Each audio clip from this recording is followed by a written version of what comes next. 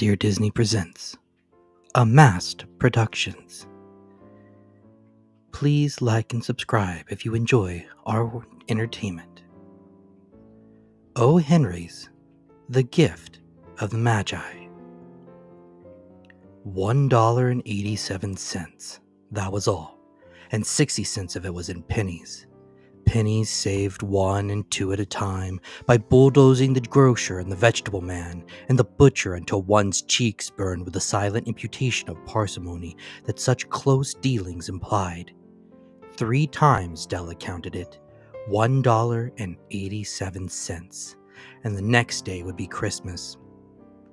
There's clearly nothing to do but flop down on the shabby little couch and howl, so Della did it, which instigates the moral reflection that life is made up of sobs, sniffles, and smiles, with sniffles predominating. While the mistress of the home is gradually subsiding from the first stage to the second, take a look at the home. A furnished flat at $8 per week. It did not exactly beggar description, but it certainly had that word on the lookout for the mendicancy squad.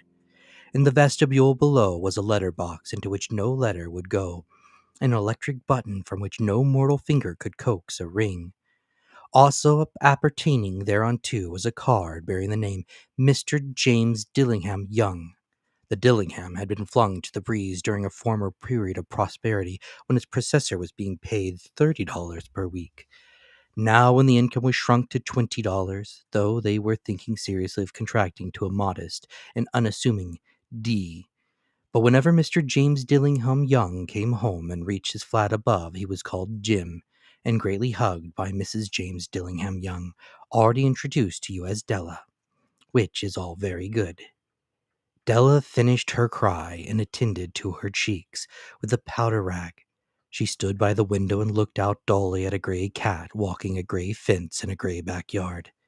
Tomorrow would be Christmas Day, and she had only $1.87 with which to buy Jim a present. She had been saving every penny she could for months, with this result. $20 a week doesn't go far. Expenses had been greater than she had calculated. They always are. Only $1.87 to buy a present for Jim. Her Jim. Many a happy hour she had been spent planning for something nice for him, something fine and rare and sterling, something just a little bit near to being worthy of the honor of being owned by Jim. There was a pier glass between the windows of the room. Perhaps you have seen a pier glass in an $8 flat? A very thin and very agile person may, by observing his reflection in a rapid sequence of longitudinal strips, obtain a fairly accurate conception of his looks. Della, being slender, had mastered the art. Suddenly she whirled from the window and stood before the glass.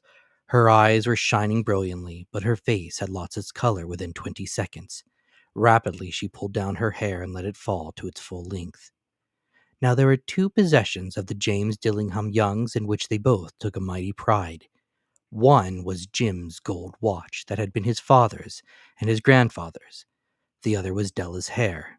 Had the Queen of Sheba lived in the flat across the air shaft, Della would have let her hair hang out the window some day to dry, just to depreciate Her Majesty's jewels and gifts.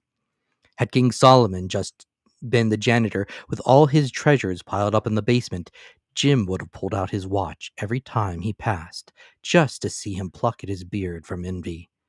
So now Della's beautiful hair fell about her, rippling and shining like a cascade of brown waters. It reached below her knee and made itself almost a garment for her, and then she did it up again nervously and quickly. Once she faltered for a minute and stood still while a tear or two splashed on the worn red carpet. On went her old brown jacket, on went her old brown hat.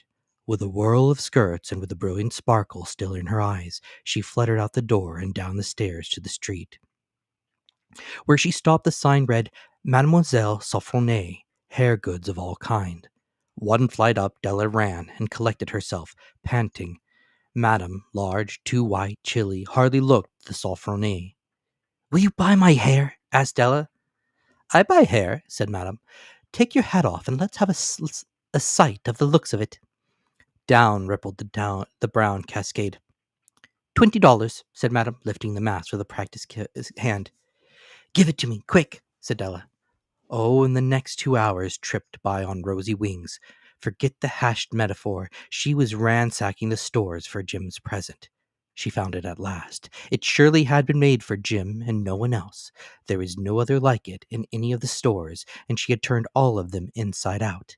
It was a platinum fob, chain simple and chaste in design, properly proclaiming its value by substance alone and not by meretricious ornamentation, as all good things should do. It was even worthy of the watch. As soon as she saw it, she knew that it must be Jim's. It was like him, quietness and value. The description applied to both. $21 they took from her for it, and she hurried home with the 87 cents. With that chain on his watch, Jim might be properly anxious about the time and any company. Grand as the watch was, he sometimes looked at it on the sly on account of the old leather strap that he used in place of a chain.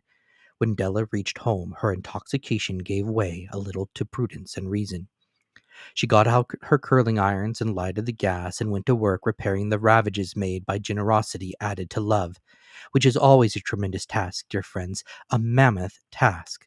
Within 40 minutes, her head was covered with tiny, close-lying curls that made her look wonderfully like a truant schoolboy.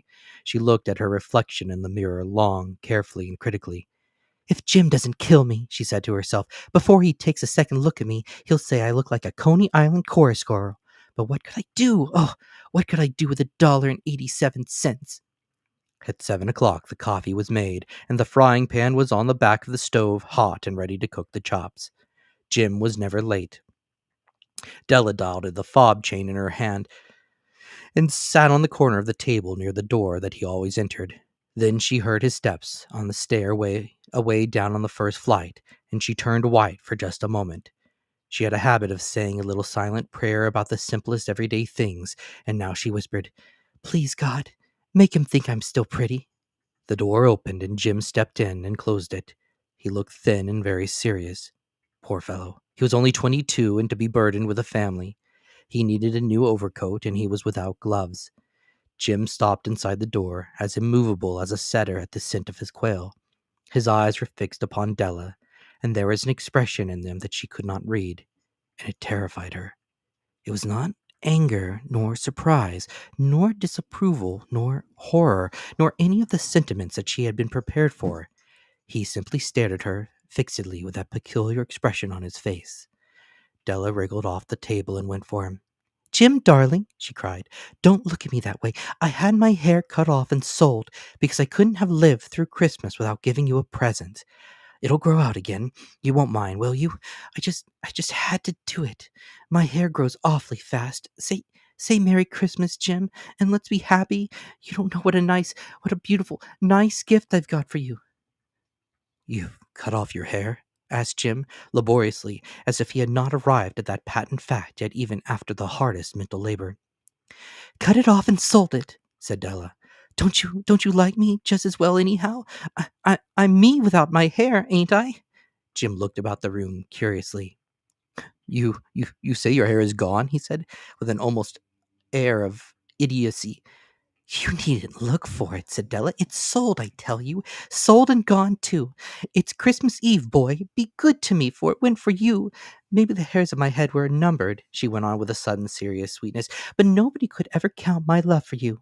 Shall I put the chops on, Jim?" Out of his trance, Jim seemed quickly to wake.